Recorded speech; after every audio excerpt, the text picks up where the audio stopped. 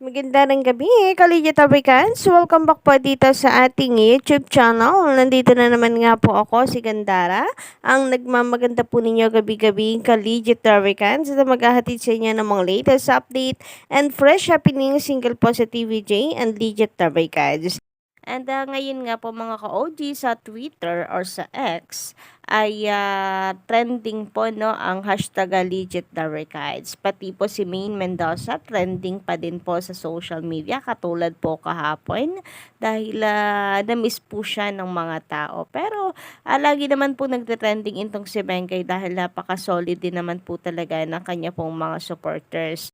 At the same time, trending din po pala ngayong araw, ka-OG, ang hashtag 5 breakups and a romance ni Alden na Richards. Ang dati po nating ka-legit na breakups. Well, until now naman, legit na breakups pa rin po siya kahit hindi po natin siya napapanood sa TV5. And maisingit ko nga lang po mga ka-OG, na still showing pa rin po ang 5 breakups and a romance. And napakagandang movie mga ka-OG, no? So, sa mga gusto po na suportahan si Alden, ay wag na po kayong magpahuli and pa-comment na lamang po sa baba kung sino po ang mga nanood na. So, ito po yung pinopromote natin, hindi lang dahil sa iniidolo natin si Alden Richards, no? Kundi dahil siya po ay parte rin naman po ng Legita Dabricads. Hindi nga lang po siya nakakasama dito sa TV5 dahil alam naman po natin may kontrata pang tinatapos si Alden sa GMA7. So, makikita nga po natin dito no, na siya mismo po personally ay nagtitinda ng tickets. Kaya naman sa mga hindi pa po nakakapanood, sugod na po kayo sa pinakamalapit po ninyong sinihan. Hashtag 5 breakups and a romance. Hashtag legit Anyway, bago nga po tayo magsimula mga ka-OG sa atin pong mainit na pag-uusapan ngayong gabi, nais ko po munang i-shoutout ang masusugid po nating mga taga-subaybay bilang pasasalamat sa kanilang walang sawang pagsuporta sa atin. So, narito nga at umpisahan po natin kay Simple but Handsome. Grabe nga po yon. Solid, legit na records ako since early 80s. Roderick from Abu Dhabi. Ayan. Sir Roderick, magandang gabi po sa inyo. Ano po ba dyan ngayon sa Abu Dhabi? Kung napapanood man po ninyo ngayon ang video na to. Samantala, shoutout din po dito kay Miss April Cordero. Solid, the legit, the regards. Yung taong yon, good luck sa'yo, kaibigan. God bless. Totoo yan. Tingin ko solid legit na records po yung taong yon na sumigaw po ng shout out Jose Manalo. Talaga ang lakas po ng loob niya na nasa G sa Gedli po. G sa Gedli yon, yung taping na yon o yung shooting na yon. Pero ang lakas po ng loob niya. Napakalakas na sigaw po niya ng Jose Manalo. Anyway, shout out po sa iyo, Miss April Cordero dyan sa Nueva Ecija. Ganon din po dito kay Miss Francisca Viduya. Ayan, hello, watching from South Africa. Grabe nga po yun. Ang layo, no, ng nararating na atin pong mga vlogs. Grabe din, lalong higit po ang TVG. Kasi worldwide talaga ang kanila pong mga fans. So, ngayon naman, shoutout din po dito kay Miss Rosemary. Ayan, nagpapa-shoutout po siya or pinapa-shoutout po niya yung kanyang anak. Ayan, na nasa Kuwait. Ayan, Sir Roy Glenn. Shout out at magandang gabi sa iyo dyan sa Kuwait. Pinapa-shoutout ka po ng inyong mamshi, Miss Rosemary. Anyway, shoutout din po dito kay Sir Jamie Ramirez or Sir Jaime Ramirez. Ayan, good evening po, Ma'am Gandara. Pa-shoutout po. Legit Tabrigas po since RPN 9 hanggang ngayon sa TV5. Thanks. Yan. Grabe nga yun. Since 1979, nakatutok po itong si Sir Jaime Ramirez. Kaya naman maraming salamat. Until now, legit the records pa din. And dito po pala kay Ma'am si Joby Gali. Ayan, na-correct tayo. Dahil sir tayo ng sir. Samantala, ito nga, sabi niya kasi dito maulan. Na good morning, Gandara. I-correct ko lang, mami po ako, not sir. Yung pic taken while working in United Doctor Hospital in Jeddah as HK supervisor.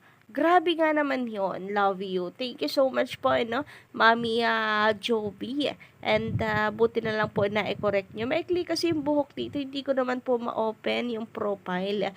Kaya napashare po tayo. But anyway, Mom si Joby, magandang gabi po sa inyo. Pati po kay Camila Liwag. Ayan, hello po. Magandang gabi po. Watching from Nueva Ecija.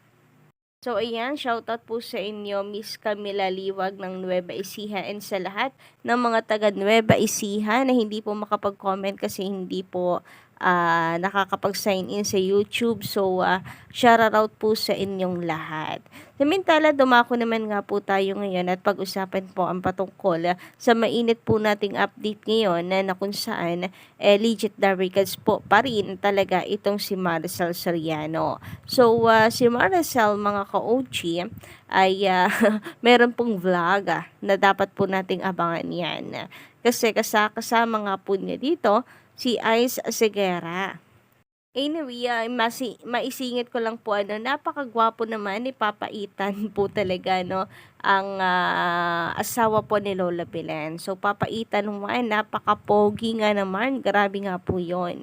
So, alam na po natin kung kanino po nagmana at kanino po kamukha itong papaitan nila Atasha po at ni Ellen. Siyempre si Ellen, alam na po natin kung kanino siya kamukha. Si Atasha kaya ka-OG, sino kaya ang kamukha niya sa kanya pong pamilya? Sabi nga po nitong si Henyo Master, matanong lang daw niya sa Atasha, talaga bang okay lang sa kanya at excited ba talaga siya na unti-unting mamit ang kanyang pamilya? Pabiro po nito, no?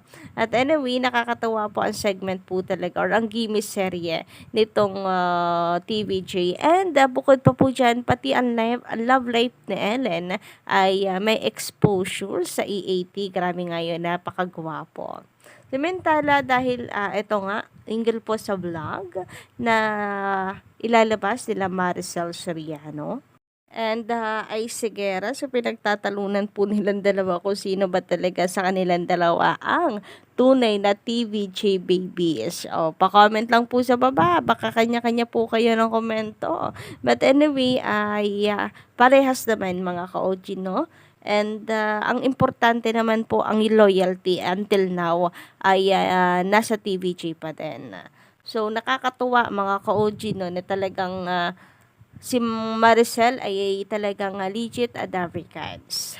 Samantala, pag-usapan naman natin ngayon, ka-OG, ang tungkol dito sa boyfriend nga nitong si Ellen na kung saan ay pinakilala na po sa atin ng legit Americans. And grabe nga po yun.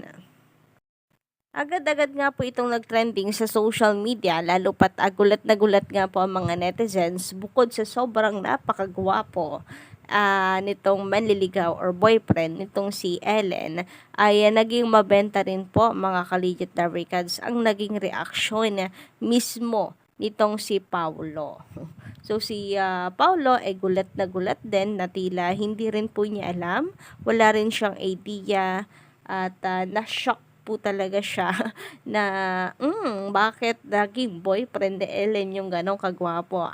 Syempre mukha po niya yan mga ka-OG and tuwan-tuwa ang mga netizen po talaga. Kita naman po natin na dahil nagtrending po ang EAT. Grabe nga po, napaka-powerful na naman ng ating pong Sabado. So, hindi po nakapagtataka na pagdating po ng Lunes, no, pag nalaman po natin ang TV ratings, hahakot na naman po talaga ito ng ratings mga ka-OG. Kaya naman ngayon pa lamang, nais po natin i-congratulates ang TVJ. And napakarami po talaga na hindi nauubusan po ang TVJ ng mga pakulo ngayon dahil nakilala na po natin si Papa Ethan 1 and then ang manliligaw ni Ellen. Sino pa po kaya ang mga sunod na revelasyon na ipapakita po sa atin ng legit Americans? Ngayon pa nga lang po, gulat na gulat po talaga ang mga tao, pati po si Paulo Ballesteros, gulat na gulat po talaga sa mga revelasyon ng TVJ kung sino-sino nga ba